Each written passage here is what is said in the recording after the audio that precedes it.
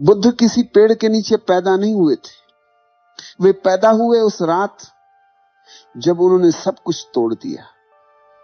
राजमहल, परिवार, सुख, सबको पीछे फेंक दिया। उस रात आदमी नहीं, विद्रोह निकला था महल से। सिद्धार्थ जा रहा था क्योंकि वो झूठ से थक गया था। सोने के फर्श पर चलने से पैर नहीं जलते, पर आत्मा जल जाती। महल में सब था, संगीत, स्त्रियां, सुवास, बस सत्य नहीं था। लोग कहते उसने संसार छोड़ा, नहीं, उसने झूठ छोड़ दिया। उसने वो सब त्यागा जिसे तुम जीवन कहते हो, और उसी क्षण उसने जीवन को छू लिया। जो आदमी सुख छोड़ सकता है वो भय भी छोड़ देगा। जो सुरक्षा छोड़ दे वह मृत्यु से भी नहीं डरेगा। और वही क्षण था जब बुद्ध का जन्म हुआ। बुद्ध शांत नहीं थे, वे अग्नि थे। उनका मौन राग का मौन नहीं था, वह भीतर से जलते हुए सूर्य का मौन था। उन्होंने युद्ध नहीं किया क्योंकि युद्ध बहुत छोटा था। उनका पूरा जीवन ही एक युद्ध था।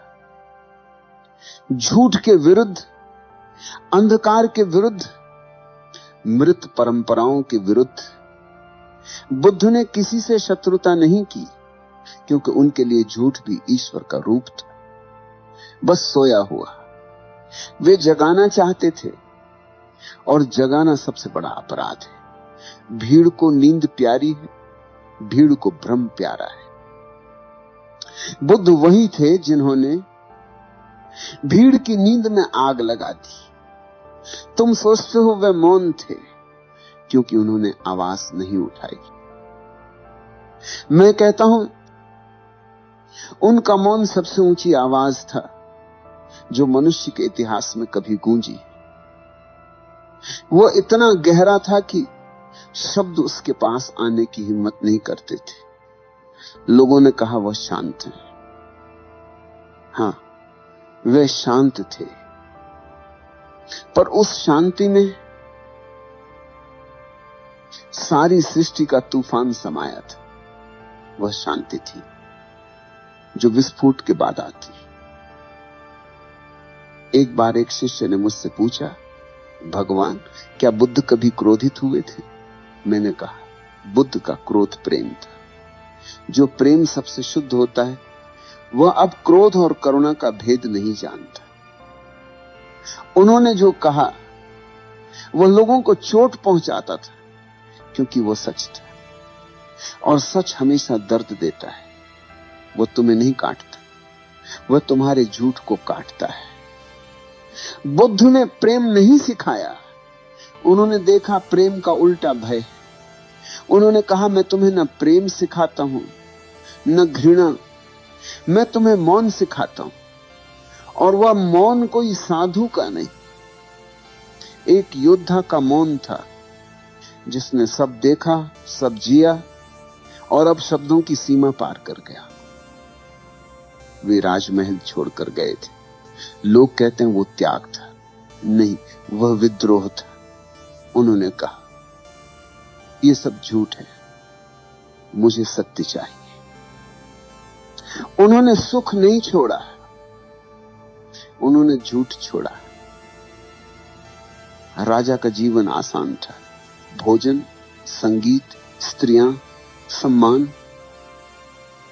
पर जो भीतर जीवित था वह प्यासा था।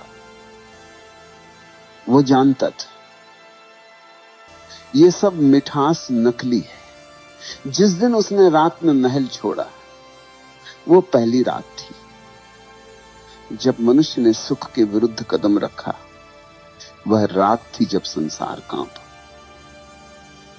क्योंकि कोई आदमी इतने आराम से सच के लिए नहीं निकलता। जो निकलेगा वो या तो पागल होगा या जागने वाला होगा। बुद्ध ने उस रात संसार की आंखों में झूठ की आग जलाई। उन्होंने कहा, मुझे ईश्वर नहीं चाहिए, मुझे अनुभव चाहिए। यही विद्रोह था। सिद्धार्थ उसी रात मर गया और एक नया जन्म शुरू हुआ बुद्ध का। कई वर्ष तक उन्होंने तप किया, भूखे रहे, शरीर जलाया, सांस रोकी, इच्छा रोकी, पर सत्य नहीं आया। और एक दिन उन्होंने हंसकर कहा, मैं वही गलती दोहरा रहा हूं, मैं अब भी कुछ पाने की कोशिश कर रहा हूं। सत्य पाने की नहीं, सत्य देखने की चीज है।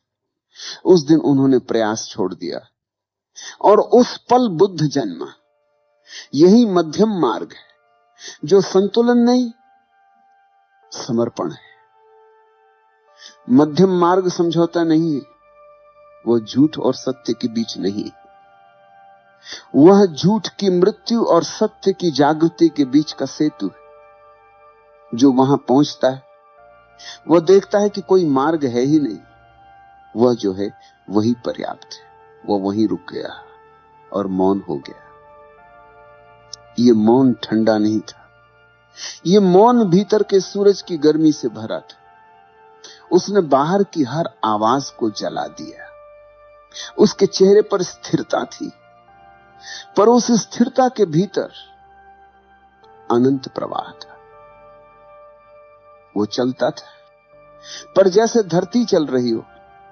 वो बोलता था, पर जैसे ब्रह्म बोल रहा हो। बुद्ध का मौन किसी पुस्तक का विषय नहीं, वो समझने के लिए नहीं, जलने के लिए है।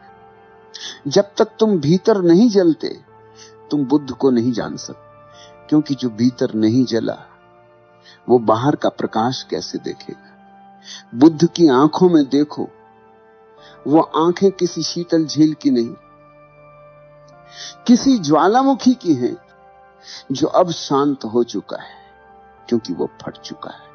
वो आग अब भीतर है और वही उनकी करुणा है। तुमने करुणा को कमजोरी समझा। करुणा वहां जन्मती है जहां अहंकार जल चुका हो। बुद्ध के भीतर कोई मैं नहीं बचा था, इसलिए जब कोई उनसे सवाल करता तो जवाब नहीं आता, सिर्फ मौन आता। वो मौन उत्तर था, वो मौन प्रश्न से बड़ा था।